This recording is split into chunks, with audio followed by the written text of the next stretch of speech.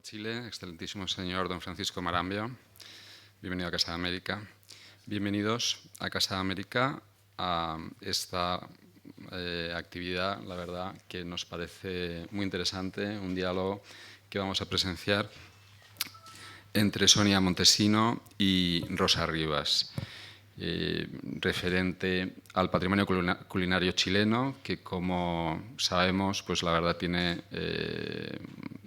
una enorme variedad y tradición, y estamos deseando conocerlo más en detalle, ¿no? No puede ser de otra manera en un país con una geografía tan extensa, ¿no? y realmente y con una fusión cultural tan tremenda, ¿no? Tan importante. Yo quería simplemente introducir a nuestras dos ponentes y agradecer a la Embajada de Chile, por supuesto, a la oficina comercial que está representada aquí por su directora, Lorena Sepúlveda. También saludar a la consejera cultural, Daniela González Maldini, y dar unas breves palabras para introducir a nuestras ponentes de hoy. Sonia Montesino es doctora en Antropología por la Universidad de Leiden, profesora titular del Departamento de Antropología, coordinadora del Centro Interdisciplinario de Estudios de Género, del Magíster en Género y Cultura y de la Cátedra Indígena de la Facultad de Ciencias Sociales de la Universidad de Chile. Asesora al Ministro de la Cultura en Patrimonio y Premio Nacional de Humanidades y Ciencias Sociales en 2013. Ha recibido, entre otras, las distinciones de 100 Mujeres Líderes en 2014, el Premio Elena Cafarena en 2015 y el Gran Premio de Letouche Blanche en 2011. Su campo de investigación es el de las identidades culturales y las de género, así como el de la tradición oral y la antropología de la alimentación. Entre sus obras relacionadas con el ámbito culinario se encuentran La olla deleitosa, Cocinas mestizas de Chile, que fue reconocida por World Cook Award como el mejor libro de historia de la cocina latinoamericana en castellano en el 2005, Fuegos, hornos y donaciones y Alimentación y cultura en Rapa Nui, que recibió el segundo lugar del World Cook Award como mejor libro de historia 2010, entre otras obras. En el Departamento de Antropología imparte la Cátedra de Antropología de Alimentación y actualmente realiza el inventario de productos patrimoniales de la región de Coquimbo para la Fundación para la Innovación Agraria. Bienvenida, Sonia, y gracias por tu presencia de nuevo en Casa de América. Y le va a acompañar Rosa Rivas, periodista gastronómica, con larga trayectoria tanto en el mundo de la cultura como de la gastronomía nacional e internacional, vinculada al periódico El País desde 1981, Premio Nacional de Gastronomía 2010, pone aquí, becaria Fulbright, licenciada en Ciencias de la Información por la Universidad Complutense, es máster en Ciencias en Periodismo Audiovisual por la Universidad de Boston, ha colaborado en medios como Radio Nacional de España, Canal Plus, CBS, Full Magazine o sietecaníbales.com. Es muy activa en redes sociales y cuenta con más de 21.300 seguidores en Twitter. La verdad es que estamos deseando también que nos cuentes cómo para una persona tener 20.300 seguidores, los secretos que imagino que de ese éxito en las redes sociales, que tendrá mucho que ver con lo que nos cuentes hoy. Por supuesto que aprovechamos la presencia y la iniciativa de la Embajada de Chile, de Sonia Montesino en nuestro país, que es... la verdad, está haciendo un trabajo magnífico por difundir y dar a conocer la gastronomía y la alimentación y el patrimonio alimentario y culinario de Chile. Le cedo la palabra al embajador de Chile, don Francisco Marambio. La verdad que quedo impresionado con la cantidad de seguidores. ¿Por qué no compartimos un poco? ¿Me das unos cuantos? Gracias. Bueno, primero que nada quisiera agradecer a la Casa América, a su director de programación, a Gonzalo Moro, por la excelente y siempre amable acogida que tenemos y el compromiso que tiene la Casa América con la Embajada de Chile. La Embajada está en forma permanente haciendo actividades y siempre hemos recibido más que agradecimientos y bueno, y eso nos motiva a traer actividades una vez más acá. En esta oportunidad estamos reunidos para presentar este diálogo Chile y su patrimonio alimentario entre dos destacadas mujeres, Sonia Montesino, Premio Nacional de Humanidades y Ciencias Sociales 2013, y Rosa Rivas, Premio Nacional de Gastronomía a la Mejor Labor Periodística 2010. Como ustedes saben, Chile posee un patrimonio alimentario diverso y rico, con productos de larga tradición y recolección y cultivo. En más de 4.000 kilómetros de largo, entre el desierto, los valles, la cordillera, el mar y los hielos, ha producido un encuentro culinario, la dieta pacífica, llamada ancestralmente, que combina productos del mar con aquellos de la tierra, con variaciones e identidades regionales. En este encuentro hablaremos sobre nuestros productos tradicionales, su historia y su uso desde tiempos ancestrales, costumbres culinarias del pueblo mapuche, de la isla de Pascua y de la isla de Chiloé, de los pueblos indígenas nortinos, junto a los aportes dados por las migraciones, resultan hoy en una extraordinaria, diversa y singular despensa tradicional chilena. La idea de traer a España y presentar en esta Casa de América nuestro patrimonio alimentario, productos y preparaciones, marca un hito relevante en nuestro quehacer como embajada. Quiero también aprovechar esta oportunidad para agradecer la presencia de la subdirectora de ProChile, Jennifer Salvo, que nos está acompañando hoy día en un paso fugaz por Madrid. Gracias, Jennifer, por estar en estos momentos acompañando a nosotros, bueno, nuestra agregada cultural, Daniela González, y nuestra siempre muy activa agregada comercial, Lorena Sepúlveda. Muchísimas gracias. Buenos días. La verdad es que es un placer para mí conversar y presentar a una persona con tanto bagaje y precisamente que ha sabido bucear en todas las tradiciones de su tierra para ponerlas en valor y enseñar que lo ancestral puede ser hoy importante en el siglo XXI y que tiene precisamente para ahora que todo el mundo dice que es foodie, que le interesa la cultura gastronómica, realmente la cultura gastronómica no es solamente ir a comer a un restaurante, es explorar, es conocimiento.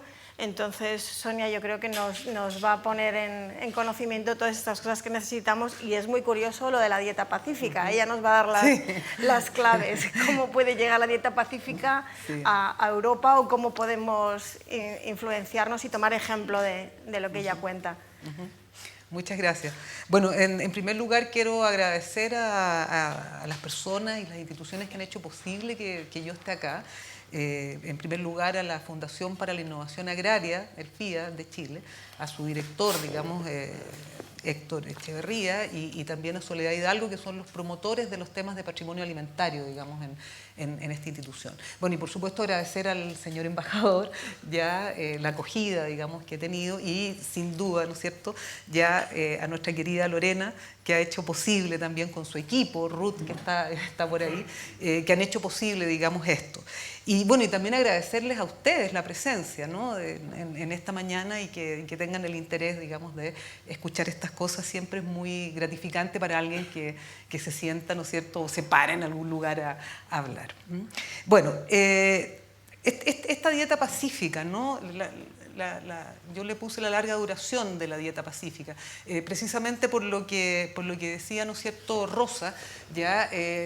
La dieta pacífica tiene un sentido temporal, un espesor temporal, digamos, en Chile muy fuerte, y creo que no la habíamos mirado ya hasta este último tiempo. Yo les voy a contar acá un poco las investigaciones que nosotros estamos haciendo y que han culminado, digamos, en este concepto de la dieta pacífica. Entonces, yo les puse ahí un texto de Pablo Neruda, ya, que se llama Oda al caldillo de congrio.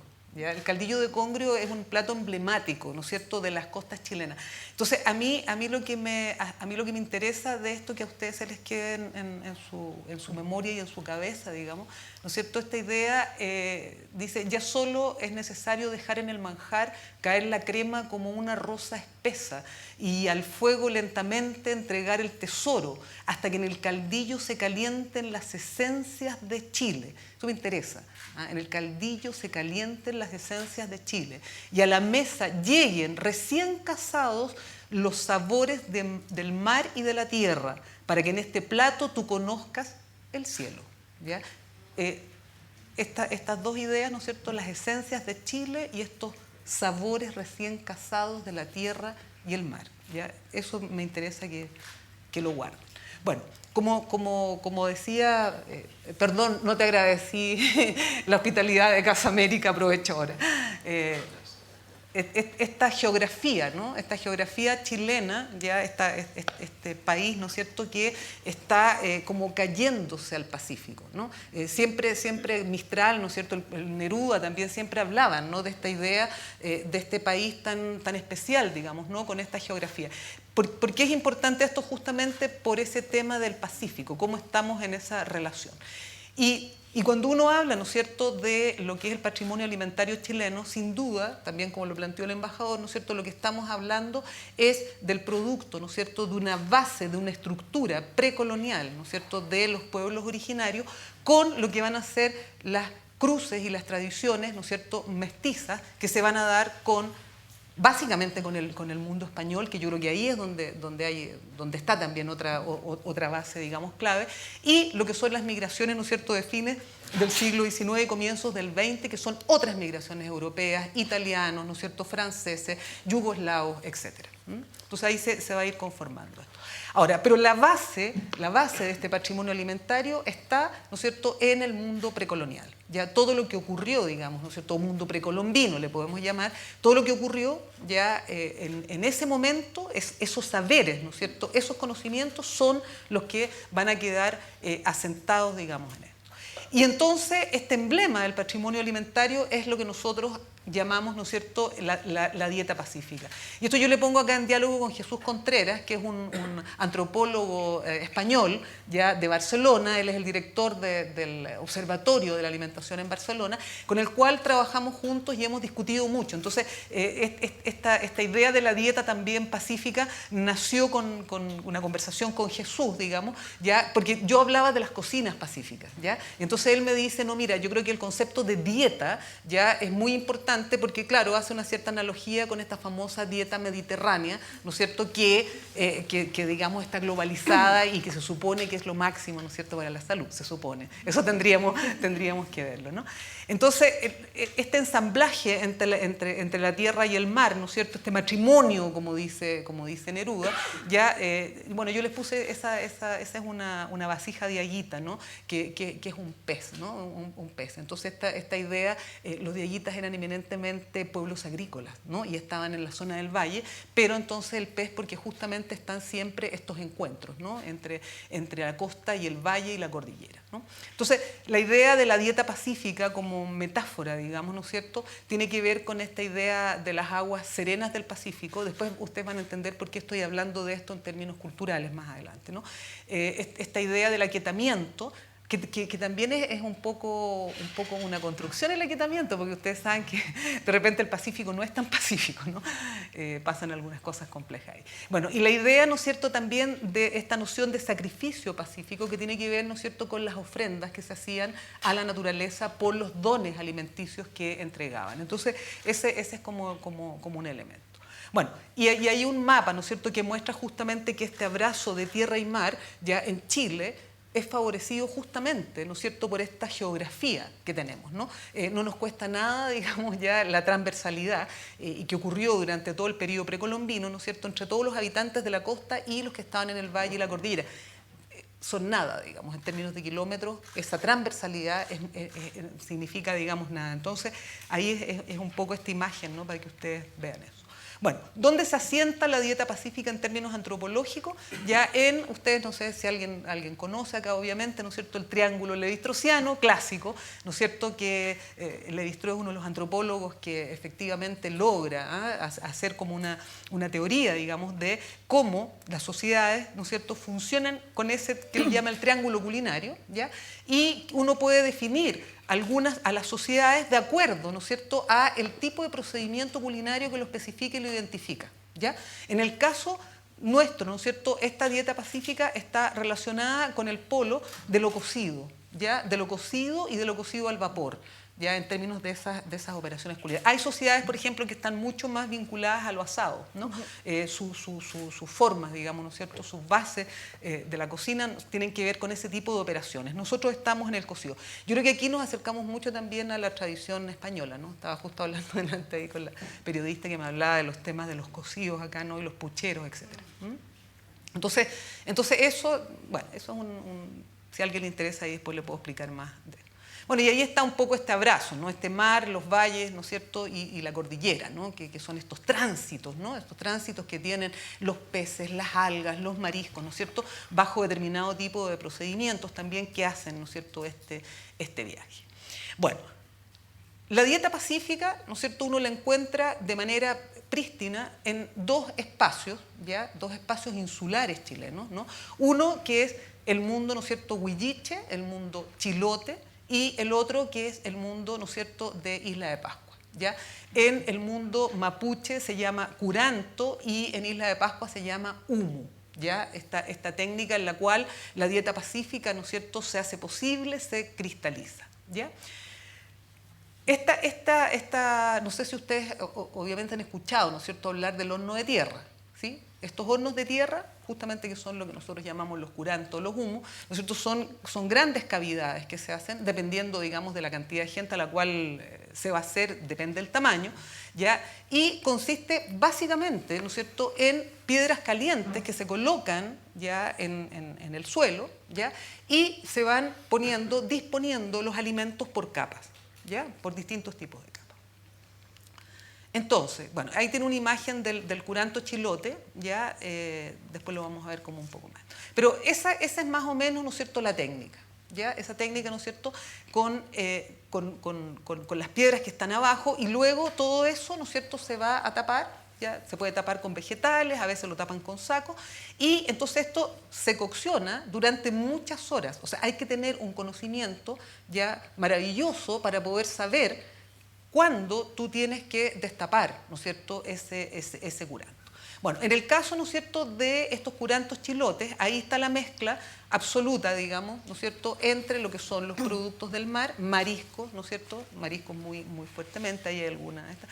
Los cerdos, ¿ya? Y aquí viene, en este caso contemporáneo, porque ahí viene otro abrazo. Alguien podría después decirme que no lo es, pero podemos discutirlo, ya, con lo que son las tradiciones, ¿no es cierto?, españolas, que traen todo el ganado, ¿sí? ¿Ya? Y traen, ¿no es cierto?, determinado tipo de animales que van a ser incorporados, digamos, también en esto. Bueno, el pollo, que también se usa en esto, el pollo es digamos, hay variedades, obviamente, en Chile. Las papas, que eso es fundamental del mundo indígena, ¿no es cierto?, y habas y arvejas, que también son producto del traspaso, digamos, de lo español, ¿no? Entonces, lo importante y lo clave de esto ya es que estos productos se reúnen, pero sin confundirse, ¿ya? O sea, este tema de las estratigrafías ya es sumamente importante y determina o especifica, ¿no es cierto?, este modo ya de cocción.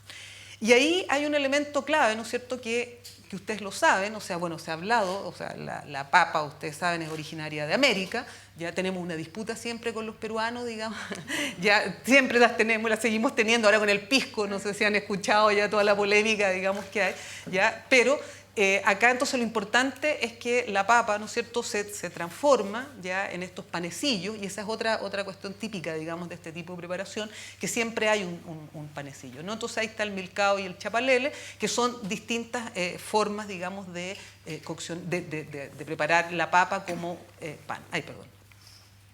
¿Ya? Entonces aquí la idea es que son los jugos, y por eso los mariscos, ¿no es cierto?, se ponen al final, son estos jugos también los que van coccionando y dando, ¿no es cierto?, la condimentación ya a este plato, ¿ya?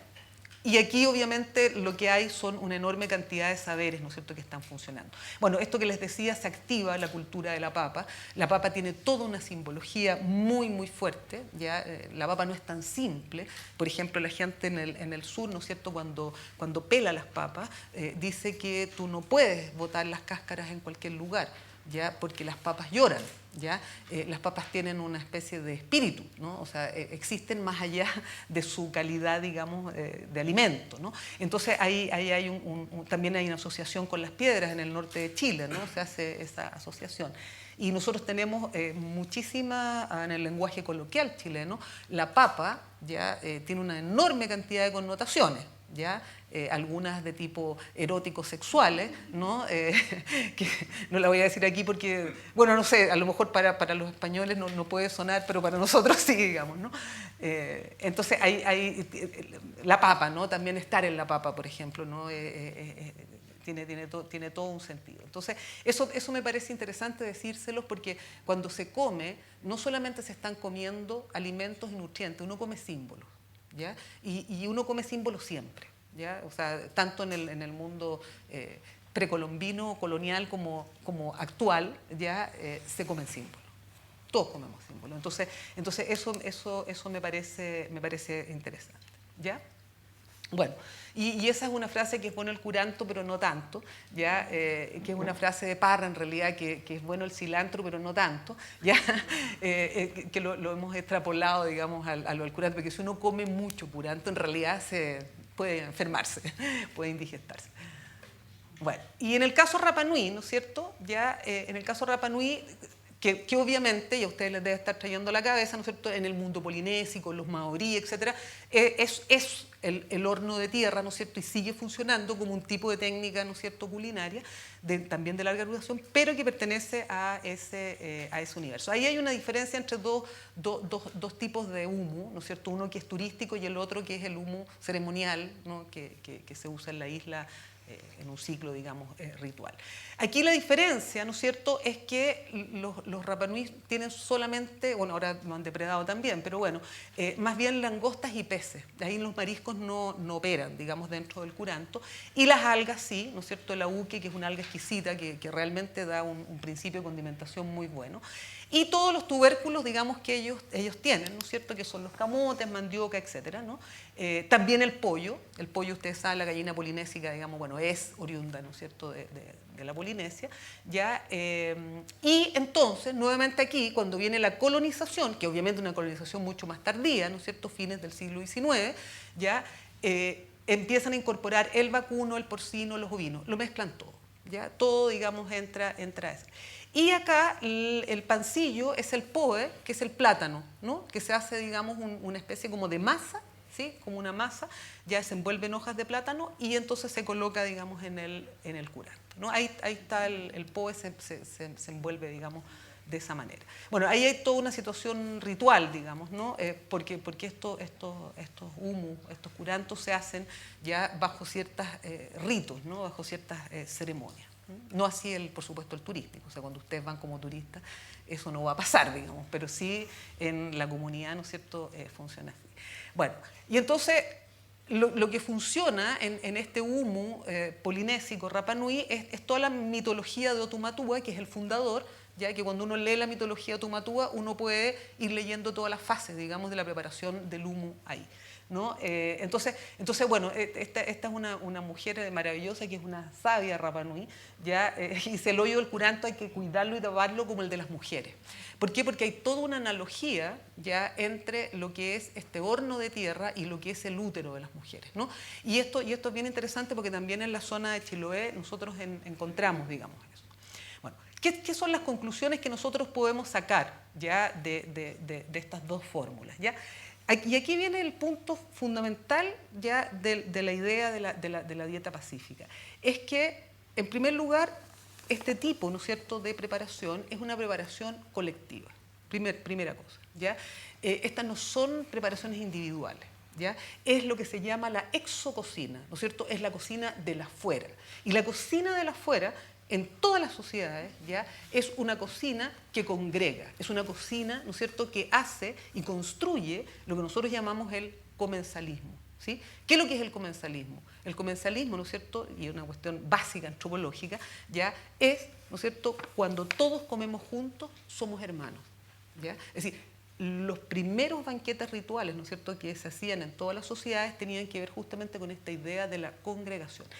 Y esta dieta pacífica, ¿no es cierto?, este encuentro entre los productos del mar y de la tierra, bajo esta estructura culinaria, lo que hacen es constantemente verificar una comunidad, ¿ya? Es reunir ¿ya? Por eso la idea de lo pacífico también tiene que ver, ¿no es cierto?, con esta metáfora ya de esto en lo cual nosotros nos encontramos, ¿sí? Y al encontrarnos en ese alimento ya tenemos identidad, pero a la vez producimos, ¿no es cierto?, ese nexo social, ese lazo, ¿ya? Esa imbricación. Esto tú no te lo puedes comer solo, ¿ya? Y vamos a ver después que las variantes, digamos, de esto, nadie se come un humo ni un curanto solo, ¿no? Entonces tiene que ver con algo que yo creo que las sociedades contemporáneas empiezan a olvidar y que sí se mantiene fuertemente en estos sitios, que es justamente esta idea, ¿no es cierto?, de la comida como colectivo, ¿ya? No la comida, digamos, como sujeto.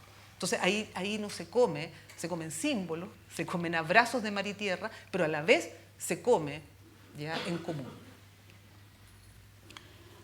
Bueno, y básicamente, ¿no es cierto?, aquí la idea, ¿no es cierto?, la idea que hay fuertemente es la idea del don y de la reciprocidad, ¿sí? El don que tiene que ver con lo que la tierra da, ¿sí?, y con lo que se reparte y lo que se comparte, ¿ya? Bueno, entonces, la otra cosa importante de esta dieta pacífica es que permite el acoplamiento de diversos alimentos, ¿ya?, en una conversación al interior, ¿no es cierto?, de una estructura culinaria que no se modifica, ¿sí? O sea, la estructura culinaria no se modifica. Lo que se modifican o pueden modificarse son, ¿no es cierto?, los alimentos que yo puedo colocar ahí. Y esos alimentos van a tener que ver siempre con un tema, ¿no es cierto?, de encuentro o desencuentro. Nosotros, desde el punto de vista es muy interesante cuando uno analiza esto desde lo que ha sido la colonización, ¿no es cierto? La colonización siempre está leída como conflicto y de hecho, ¿no es cierto?, es un conflicto, ¿ya? Sin embargo, y ahí es la pregunta, al interior, ¿no es cierto?, de estos hornos, y después vamos a ver de las ollas, ya al interior de estos hornos, ya sí caben los otros y la comida de los otros, que no es menor. Bueno, esta es una digresión nomás que tiene que ver con las variantes de cocción con piedras, que esa es otra característica del patrimonio alimentario chileno, ¿ya? Que acá, por ejemplo, está lo que se llama la guatia, que lo hacen, ¿no es cierto?, el mundo andino, ¿ya?, donde también, digamos, se cocciona con piedras calientes, pero ahí no hay mezcla de productos, ¿no? Sino que o son verduras, digamos, o son carnes las que se cocinan, ¿no? Después la calapurca, ya, que también es un tipo, digamos, que podríamos decir de guiso, de cazuela, ya muy común en el norte, ya no solamente en el altiplano, sino que en las ciudades, donde antiguamente las piedras se calentaban y las piedras se echaban, ¿no es cierto?, al agua y ahí se cocían, ¿no es cierto?, los alimentos, pero en este caso ahora más contemporáneo lo que se hace es que la piedra caliente se coloca en el plato, ¿ya? Se coloca en el plato ya para que el plato, digamos, no se enfríe. Normalmente en el altiplano cuando se hacen las fiestas, ¿no es cierto?, en la noche hace frío y la gente come esto para tener más energía, ¿no? O sea, la calapurca. Bueno, el tunuaji, ya que son la cocción, digamos, con las piedras calientes, ya eso es muy típico de Isla de Pascua, pero también de otros lados. Bueno, ahí esa foto ahí muestra que se lo comen todo, digamos, ¿no? Ahí se comen las vísceras, se come absolutamente todo. Y por lo demás es muy rico, ¿eh? Uno tiene mucho horror así como, pero ¿cómo se pueden comer las vísceras de los pescados? Y en realidad son bastante buenas. Bueno, y la otra fórmula, digamos, es que el guanaco se cocinaba, ¿no es cierto?, de una manera bastante complicada, digamos, porque se calentaban las piedras, se le abría, digamos, el estómago y se metían adentro las piedras para cocinar al guanaco, ¿no? Eso eran preparaciones muy antiguas. Bueno, lo interesante es que la dieta pacífica, este horno, ya, del horno de tierra pasamos a las ollas, ¿ya? Y se hace una extrapolación, ¿no es cierto?, a lo que yo llamo estas relecturas locales y regionales, ¿no? Las ollas van a ser los contenedores, porque obviamente, ¿no es cierto?, en las nuevas condiciones también las transforman, cuando la gente se traspasa, digamos, del campo a la ciudad, etc. Y en las ciudades entonces se cocina ya esta misma dieta, pero en, ¿no es cierto?, ollas. Está muy aburrido, ¿no? ¿No? Allá. No, le pregunto para saber si vamos más rápido, ¿ya? Entonces ahí hay una típica fórmula, ¿no es cierto?, ya que es este mismo curanto, ¿no es cierto?, que se llama curanto en olla, ya que es servido, ¿no es cierto?, eso es en Puerto Montt, ya bajo el nombre de pulmay, ya adquiere ese nombre. ¿Qué es lo interesante de este traspaso? Que si antes, ¿no es cierto?, o sea, si en estas zonas, digamos, más de campo, en Chiloé, etc., Esto implicaba exococina, o sea, obviamente el horno de tierra no lo puedes hacer adentro, ¿no es cierto? Lo que ocurre, el proceso es la endococina. Entonces, se traspasa hacia el interior, ¿no es cierto?, de la cocina, y quien lo hace son las mujeres. Y aquí viene entonces una cuestión bien interesante, porque van a ser ellas las que van a mantener, ¿no es cierto?, también esta tradición. En la olla se hace exactamente igual que en la tierra, ¿no es cierto?, se van colocando por capas, ¿ya? Por capas los alimentos, y tiene el mismo, funciona, digamos, bajo la misma operación, ¿no? Y esta operación ahora, ¿no es cierto?, se va a producir sacando los mariscos, ¿ya? Y haciendo, digamos, un vínculo entre mar y tierra de una manera distinta, ¿ya? O sea, pasamos del horno de tierra a la olla, ¿no es cierto? En la olla esa misma estructura, pero la olla permite que también la dieta pacífica se exprese de esta otra manera. Entonces, una cuestión súper importante son los porotos con cochayuyo, ¿ya? Los porotos son, ¿cómo le llaman? Alubias. Alubias, ya, alubias, ¿no? Las alubias, entonces, con la mezcla, el cochayuyo es una alga que es emblemática, también emblemática, digamos, de toda la zona chilena, ¿ya? Y entonces se mezcla con esta legumbre, que es una de las legumbres, digamos, consumidas ya durante mayor cantidad de tiempo, digamos, en nuestro mundo. ¿Ya? Hay un dicho que dice más chilenos que los porotos. ¿Ya? Ah, que si este es más chileno que los porotos, ¿no? O sea, claro, ya no hay nada más chileno que los porotos, ¿no? Pero también los porotos para los rotos, ¿ya? Los rotos son la gente que vive pobre en el mundo popular, comida de pobre. Entonces, tiene todo este juego, digamos, ¿no? El poroto. Bueno, el cochayuyo y el luche, ¿no es cierto?, que son estas algas emblemáticas, se combinan, digamos, ahí con esto. Bueno, las papas con luche, eso es un plato clásico, digamos, de la zona sur, que además es exquisito, es muy rico.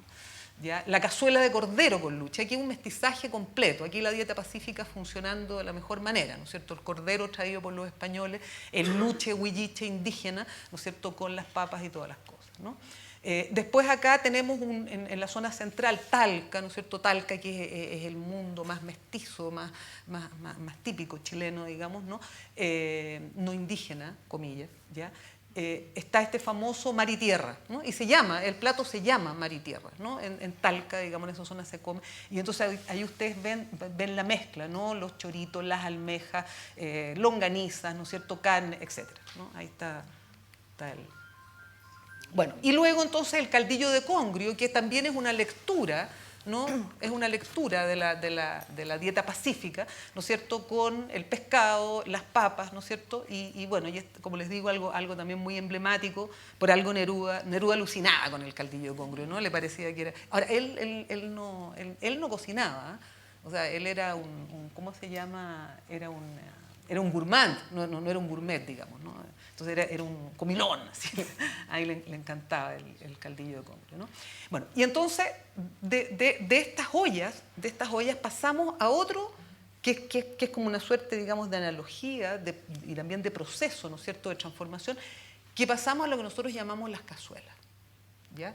Que acá también se llaman ollas, ¿no? O sea, me contaba la periodista ahí que por lo menos decía en Andalucía se hablaba de la olla, ¿no es cierto?, como el contenido y el contenedor, digamos, ¿no? O sea, donde se prepara, acá es la cazuela, ¿no? Se llama cazuela, es donde se prepara, ¿no es cierto?, la olla y, ¿no es cierto?, el alimento. Y entonces estas cazuelas ya pasan a ser un también plato emblemático a lo largo de todo Chile, ¿no? O sea, de norte a sur nosotros vamos a encontrar con todas sus variedades regionales, ¿ya? Pero vamos a encontrar, ¿no es cierto?, la cazuela. Si hablamos de algo que identifica, ¿sí?, a Chile, son las cazuelas. Y las cazuelas, nosotros hemos encontrado en trabajos antropológicos, ya tiene todo un sustento mitológico, ya en lo que es la ciudad de Leitosa, ¿ya?, o Cofralande. No sé si han escuchado alguna vez ese mito, ¿no es cierto?, de esta ciudad donde todo es comida, ¿no es cierto?, que uno saca manzana y las manzanas se regeneran, los chanchos pasan cocidos, ¿no es cierto?, y uno se los va comiendo, ya los ríos, ¿no es cierto?, son ríos de vino, de aguardiente, ¿no? Entonces tú solamente tienes que tomar, ¿no es cierto?, con tu mano, ¿ya? Entonces este mito de la ciudad de Leitosa estuvo muy fuertemente arraigado en toda la época colonial en Chile, ¿no? Y entonces Entonces, y esto lo obtuvimos de una mujer campesina, ¿no? Que era muy bonito, porque cuando nos relataba el mito, yo entre mis otras vidas me dedico a recopilar mitos, entonces me contaba su versión, ¿ya? De Cofralande, porque en el fondo es Cofralande. Entonces me dice, pero sí, igual que la cazuela, pues me dice, ¿no? O sea, igual que la cazuela, usted pone, digamos, en la olla, ¿no es cierto?, todas las frutos, todas las cosas maravillosas, y ahí, ¿no es cierto?, se dan, ¿no? Están. Entonces, a mí me parece muy interesante ese tema de la ciudad deleitosa con la olla. Bueno, hay otra dirección nomás para finalizar y que ustedes vean, ¿no es cierto?, el famoso cochayuyo, para los que no lo conocen, es esa alga, ¿no es cierto?, que después se seca. Hay todo un procedimiento, digamos, para que esa alga pase a ser comestible. Nada es tan simple, no es que se saque el alga y se coma, ¿ya? Entonces ahí tienen eso. Bueno, ahí el cochayuyo, digamos, esta alga también tiene todo un sustento cultural muy fuerte. En la zona del sur hay unas rocas, ¿no es cierto?, por ejemplo, en el lugar de Osorno, donde la gente va a hacer ofrendas, ¿no es cierto?, a lo que se llama el abuelito huenteado, pero especialmente para que siga produciendo estas algas, ¿no?, que han alimentado durante milenios a la gente de ahí, ¿no? Bueno, ahí eso es todo un mundo, digamos, el del cochayuyo, ¿no? Bueno, y entonces el cochayuyo tuvo una importancia muy potente, digamos, durante todo el periodo más colonial, porque el cochayuyo fue como un vicario de la carne, ¿no? O sea, todas las épocas de Cuaresma, todas las épocas, digamos, donde había que guardar, los días viernes, por ejemplo, ¿no es cierto?, que había que guardar de no comer carne, el cochayuyo sirvió ya durante muchísimo, yo diría por lo menos casi 3, 4 siglos, ya como un vicario de la carne, ¿no? Entonces eso también en Chile tiene una serie de connotaciones complejas, porque hay mucha gente que odia el cochayuyo, ya lo odia. Yo creo que muchos de aquí chilenos que veo no les gusta el cochayuyo, ya no lo soportan, porque bueno, yo tengo otras hipótesis, pero a lo mismo, ¿no?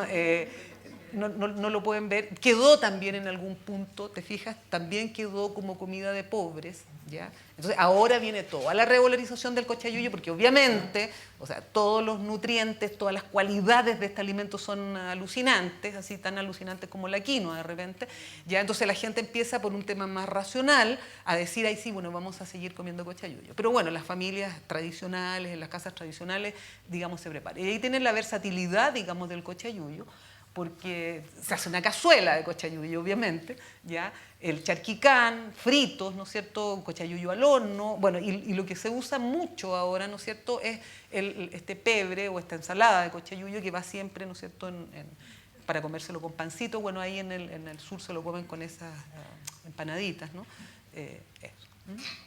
Bueno, entonces, ese es un poema de Pablo de Roca, que él era un tipo maravilloso, digamos, que recogió una cosa que se llama las epopeyas de las bebidas y comidas de Chile, y ahí de alguna manera hay un resumen, ¿no?, de todo esto que yo he hablado en esa parte, digamos, de ese poema, ¿no? Pero bueno, ese es más o menos lo que quería contarle. ¿Ya?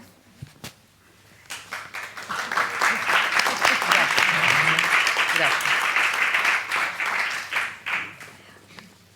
Bueno, yo debo reconocer que bueno, me imagino que a usted le habrá parecido tan interesante como me ha parecido a mí, y no sé, yo me quedo incluso con ganas de saber más técnicas, porque seguro Sí. que en cada región tienen una manera de introducir las piedras o de los vegetales. Yo tuve la suerte de probar un curanto con una cocinera mapuche, que perdón que no me acuerdo de su nombre. ¿Juanite Pulef? Sí. Yeah. Sí.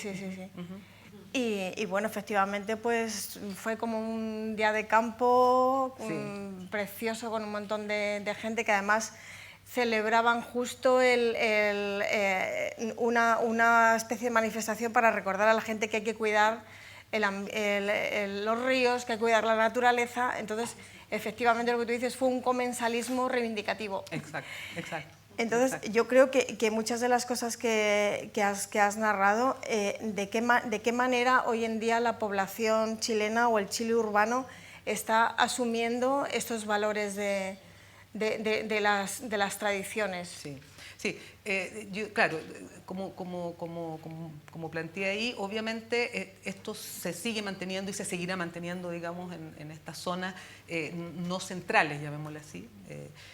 Pero yo diría que en las zonas urbanas, o sea, por ejemplo, el pulmay, que hablábamos, digamos, la variante Noya, funciona en todos lados. ¿Ya? O sea, eso sigue siendo, y eso implica también comensalismo, implica congregación, porque nadie hace un pulmay, digamos, para comérselo solo, imposible. O sea, es obvio que es, o sea, para la familia o para los amigos, ¿no? Entonces nos vamos a juntar a comer esto. Entonces, yo creo que eso.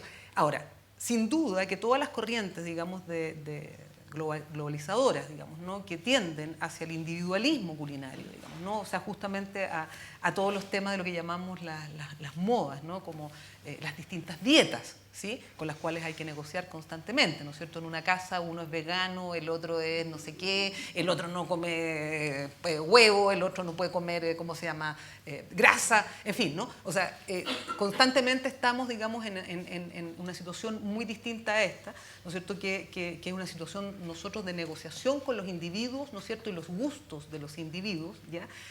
Las ciencias médicas además se han ocupado de decirnos que muchas cosas nos hacen mal, entonces además, ¿no es cierto?, tenemos metido adentro todo eso, ¿no? Hay unos autores que hablan de la lipofobia, por ejemplo, contemporánea, ya esta fobia a las grasas, ¿no? Porque producen colesterol, porque esto, porque lo otro, y todo eso conduce, ¿no es cierto?, más bien a la idea del sujeto que come, ya, que a la idea del grupo que come, ¿no? Eso también está presente en Chile, pero yo creo que se sigue manteniendo todavía, se sigue manteniendo esta idea del comensalismo en la gente joven, por ejemplo. La gente todavía se invita a comer a sus casas. Nosotros en Chile, una cuestión que sí, yo creo distinta, digamos, de acá, es que nosotros somos mucho más de endococina, es decir, somos de la cocina del interior y del invitar a comer a las casas.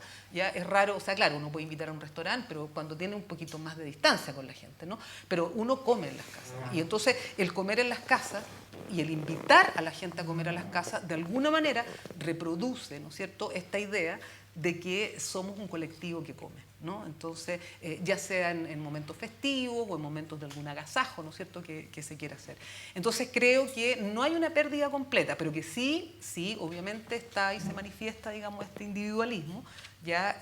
Pero todavía yo creo que se mantiene, y en la medida en que hay más conciencia, ¿ya? Y hay mucho más, como tú dices, como dijiste, comensalismo reivindicativo, ¿ya? Creo que eso no se va a perder. ¿Y de qué manera los cocineros contemporáneos, que efectivamente están volviendo los ojos hacia el territorio, que no es una cosa exclusivamente de Chile, yo creo que en muchísimos países, sí, o sea, la gente está, en vez de imitar al estilo francés, está intentando utilizar las técnicas contemporáneas, sí, viendo lo suyo? ¿De qué manera los nuevos cocineros chilenos, puedo recordar, sí, Rodolfo Guzmán, que justo, sí, él fue, digamos, mi mano que me llevó sí, por Chile, sí, y están, bueno, hay más, Carolina Bazán, Smith, hay mucha gente que está volviendo los ojos a sus raíces. ¿De qué manera su trabajo está haciendo ver a la población, incluso no solamente chilena, sino internacional, que ahí hay una materia prima y un estilo gastronómico a reivindicar? Sí. Bueno, mira, eso es mucho más antiguo que Rodolfo Guzmán. Hay un movimiento que es muy interesante de Le Toc Blanche, ¿ya? Que es un gremio, ¿no es cierto?, de cocineros, que hace 25 años, ¿ya?, crearon el concepto de nuevas cocinas chilenas, ¿ya? Y entonces lo que hicieron fue una reivindicación, una búsqueda, ¿ya?, de, bueno, yo diría, a lo mejor no tanto de técnicas, pero sí de productos, ¿ya? Entonces, justamente revalorizar el cochayuyo, revalorizar, bueno, los porotos, ¿no es cierto?, una serie de otros patrimonio alimentario, digamos, que lo recuperaron, ¿ya?, y que fueron creando ya estos nuevos platos. Incluso yo recuerdo que venía en Europa, por ejemplo, ya empieza esto con la democracia, ¿sí? El 90, ya empieza, digamos, a salir afuera y a empezar a ser unos embajadores, digamos, culturales de estas cosas nuestras, ¿no?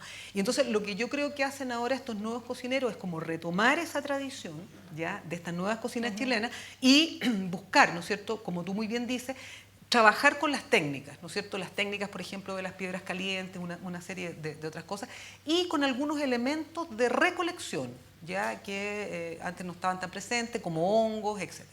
Ahora, yo creo, y eso aquí yo tengo una cierta mirada crítica, digamos, ¿no?, respecto a algunos de estos movimientos, y voy a explicar por qué. Porque nosotros tenemos ya en Chile cultoras. Bueno, tú mismo me hablaste de la mujer mapuche, yo te puedo decir al tiro los nombres porque uno sabe, digamos, quiénes son las personas que están en esto, ¿no? Entonces, lo que es complejo cuando uno trabaja con los temas justamente de patrimonio alimentario tiene que ver con los conocimientos situados, ¿no?, con los saberes situados. Entonces, cuando yo a una comunidad extraigo de una comunidad ciertos saberes y conocimientos y los coloco en un restaurante para venderlos y para yo hacerme famoso y para yo tener no sé cuántos Michelin y para que a mí me pase todo esto, mientras la cultura, y yo lo sé porque como antropóloga me he movido por los mundos, entonces conozco cuando las mujeres me cuentan y me dicen, ay, sí, es que vino el no sé cuantito y no sé qué, pero yo nunca más lo vi. Ya vino acá, aprendió, le enseñé, le mostré el fogón, le hice esto, le hice lo otro, pero nunca más supe de este caballero. O fíjese que vi al caballero en la tele, ya estaba hablando en la tele. Entonces quiero decir con esto que lo que yo creo que hay que avanzar ya, y por lo menos y problematizar, no sé cómo será, digamos, acá, pero sí en los mundos nuestros donde las desigualdades sociales, las desigualdades étnicas funcionan y operan, ya cuando se piensa que se le está extrayendo, ¿no es cierto?, el conocimiento a personas que viven en una situación de subordinación, ya, es complejo, no es tan simple. Entonces, yo creo que es muy valioso y es muy interesante lo que se hace, pero siento que hay que avanzar, ¿no es cierto?, en un diálogo donde los y las cultoras ya puedan tener el mismo valor social y puedan beneficiarse, ¿no es cierto?, de sus propios conocimientos, tal cual como lo hacen los grandes chefs. Porque yo diría, por ejemplo, en la Expo Milán, yo participé, digamos, en la Expo Milán, una de las cosas que creo que fue interesante es que justamente se rompió con la idea del chef, a pesar de que estaba Guzmán, digamos, él organizó un poco esta cosa, pero fueron las cultoras. ¿Ya? Fueron mujeres de Chiloé que tienen sus pequeños, ¿no es cierto?, negocios, sus pequeñas picadas, como se llaman en Chile, ¿ya? Y yo vi justamente cómo la gente en Italia estaban fascinados, o sea, porque era precisamente llegar a estas estructuras desde las personas, ¿ya?, que las han mantenido, que las siguen transmitiendo, ¿no es cierto?, y que muchas veces sobreviven también ya con eso. Entonces, en ese sentido creo que es muy, muy bueno, digamos, y muy bueno todos estos movimientos, ¿no es cierto?, que colocan y ponen, pero creo que siempre hay que tener ese cuidado, ¿ya?, que no sé si a veces se pone, ya, en no ser un depredador del conocimiento de los otros. Hombre, yo en este sentido estoy de acuerdo con lo que dices, porque hay también otros países, y yo creo que uno de los grandes valores que hay ahora mismo en Latinoamérica es que la cocina, que la gastronomía es un arma de progreso, o sea, es una herramienta para que las comunidades salgan de su pobreza económica y social y ellos mismos procesen, no solamente recolecten, sino que procesen pues, el cacao, cualquier ingrediente que se quede allí y que sea el progreso de la comunidad y que la comunidad con eso pueda se desarrolle y lo exponga en las ferias y los conozca. ¿Qué pasa? Que los grandes cocineros que hablamos de las redes sociales son hiperactivos, entonces lo ve cualquiera. Claro. Cualquiera ve, claro. O sea, pues eso, yo estoy con un curanto, con la cocina mapuche, hago un tuit, pongo en Instagram esa foto y en medio mundo saben eso. Sí. O sea, mucha gente de fuera, otros colegas han ido a verlo, todo el mundo, o sea, es una manera de difundir que yo creo que todo es válido, una difusión y luego por otro lado, no sé, bueno, probablemente, y me consta, habrá políticas oficiales para ayudar a esas comunidades, claro, porque realmente se ha planteado en Chile la cocina como arma social, o sea, hay promociones, hay actividades concretas, políticas oficiales que encaminen a eso, ya que en otros países se ha dado cuenta que puede funcionar. Sí. Yo creo que está empezando, o sea, en Chile en este minuto está empezando y hay un dato que es interesante, que ahora el Consejo de la Cultura, que se va a transformar en Ministerio de la Cultura, ha acogido ya justamente al interior del Ministerio de la Cultura ya una sección o un departamento de patrimonio alimentario y gastronomía. ¿ya? Lo cual es un avance, ¿no es cierto? Porque normalmente, claro, se ha concebido justamente las cocinas, digamos, ¿no es cierto?, como un desarrollo económico, pero nunca se ha mirado lo que tiene que ver con el desarrollo cultural. Y en este caso ahora está ocurriendo eso. Luego hay estas organizaciones como el FIA, por ejemplo, ¿no es cierto?, que lo que está haciendo es justamente producir inventarios patrimoniales, ¿no es cierto?, de alimentos patrimoniales a lo largo de todo Chile, lo cual eso es fundamental, porque significa que tienes una base, ¿no es cierto?, ya por un lado un registro, y lo que se pueda perder o lo que esté amenazado de perderse, puedes saber lo que hay, porque si no investigas, si no haces el inventario, no puedes. Entonces, en ese sentido, el Ministerio de Agricultura ha tenido, digamos, una fuerte incidencia en esto, y luego también hay otras instituciones como la Corfo, etcétera, bueno, mismo ProChile, ¿no es cierto?, se ha dedicado de alguna manera, digamos, a esto. Lo que creo es que estamos en este minuto, como hay muchas iniciativas, muchos proyectos, y por otro lado, hay una sociedad civil y hay grupos organizados en el mundo indígena, en el mundo campesino, en el mundo urbano también, ya que está justamente demandando este apoyo, digamos, a sus emprendimientos.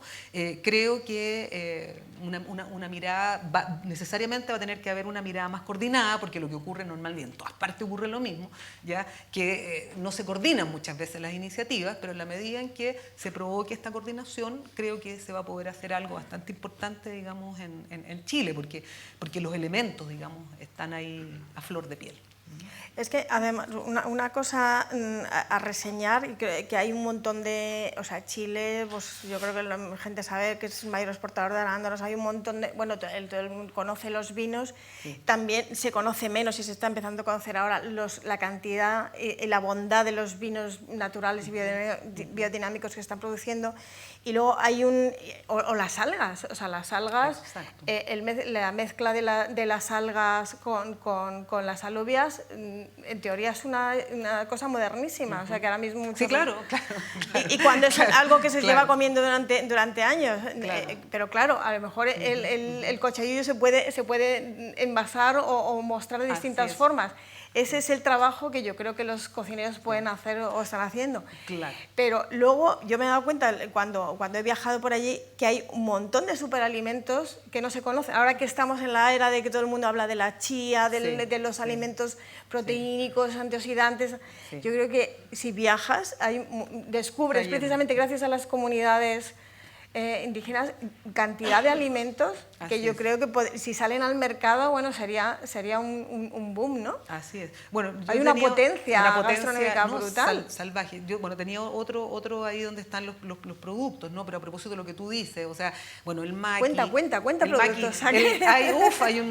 No tenemos el otro para mostrarlo, para mostrarles porque eso que tú dices es sumamente interesante, porque a lo largo de todo Chile están ya esos productos, ¿no? Entonces aquí los que más se conocen, no sé si se conocen, pero por ejemplo el maqui, el calafate, ya, o michay, digamos, el algarrobo, el molle, o sea, tienes una enorme cantidad ya de frutos, digamos, y que fueron utilizados en los periodos prehispánicos, por ejemplo, todos ellos, o sea, como chichas, como harinas, ya, es decir, son alimentos, digamos, ¿no?, que estaban funcionando, y hay una diversidad de norte a sur, pero impresionante. Con las algas pasa lo mismo, ¿no? No hay posibilidad de demostrarlo, no, qué pena ya. Pero lo podemos después enviar o presentar y mostrar. Sí, porque ahí hice todo un balance, digamos, de lo que se ha hecho, digamos, en los inventarios, ¿no? Y ahí hemos encontrado, bueno, por ejemplo, las tromelias, ya, no sé, se conocen acá, obviamente, ¿no es cierto? La flor, la astromeria, no sé cómo le llaman, allá se llama mancay, ¿no? Por ejemplo, todo el fruto, digamos, ya de la astromelia se utiliza y se utilizó, digamos, ¿no?, como almidón, ya para espesar comida durante siglos también, ¿no?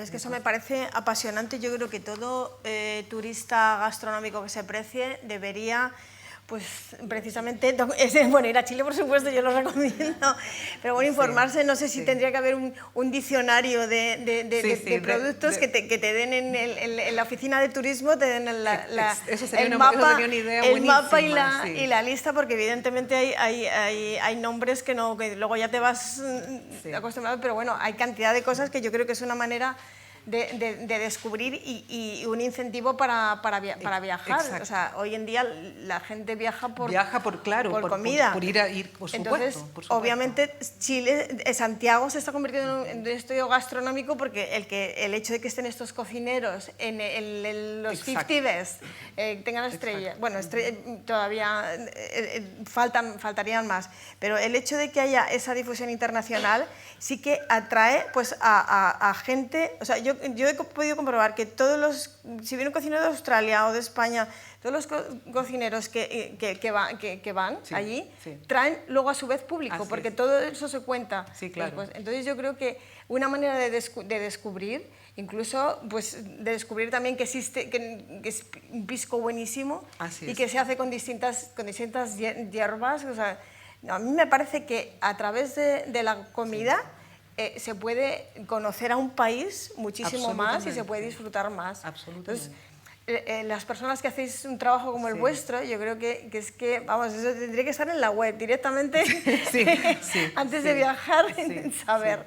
Sí, no es cierto. Además, esa diversidad no solo vegetal, sino que la diversidad, digamos, de productos del mar. O sea, justamente este tema del Pacífico es maravillosa. O sea, realmente, no sé, acá, por ejemplo, bueno, de unos amigos españoles que los invitaba a comer picorocos, ¿no?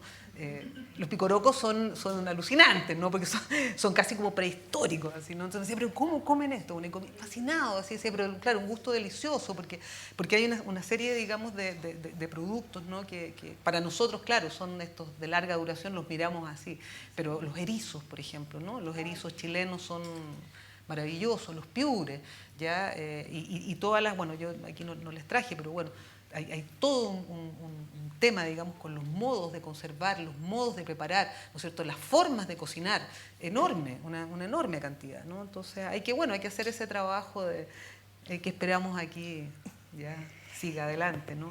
En toda Latinoamérica hay similitudes, pero realmente ¿cuáles serían las señas de identidad del patrimonio alimentario, del patrimonio gastronómico de Chile con respecto a otros países de América Latina? Bueno, justamente una huella identitaria absolutamente clave es esto que yo hablo de la dieta pacífica. O sea, esa mixtura, ¿no es cierto? Y esa forma de cocinar no se da aun cuando, como mostré ahí, la guatia, digamos, y otra fórmula, en México también, ¿no es cierto? Se hace el horno de tierra, pero la mezcla de los alimentos no está en los otros lados. O sea, esto es absolutamente específico, ¿no?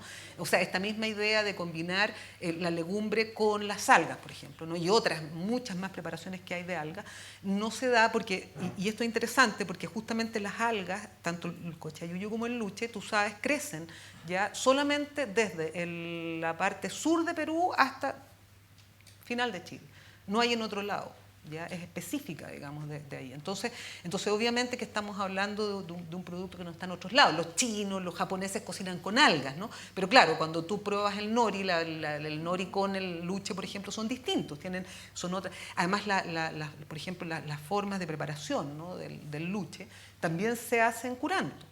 Ya el luche se habla, ¿no es cierto?, del luche curanteado, ya que se hace en el curanto y que es absolutamente maravilloso, ¿no es cierto?, porque se ponen también las piedras, pero encima de esas piedras se ponen mariscos para que le den además el sabor y el gusto, digamos, al luche que se está de alguna manera cocinando, ¿no? Luego se envuelven en unas hojas de nalca, que son unas plantas grandes, digamos, y entonces se transportan, se venden, etc. ¿no? Entonces, y tienes una variedad enorme ya de fórmulas en las cuales estas algas, digamos, eso es solo chileno, o sea, eso no lo encuentras, digamos, en otros lados, ¿no?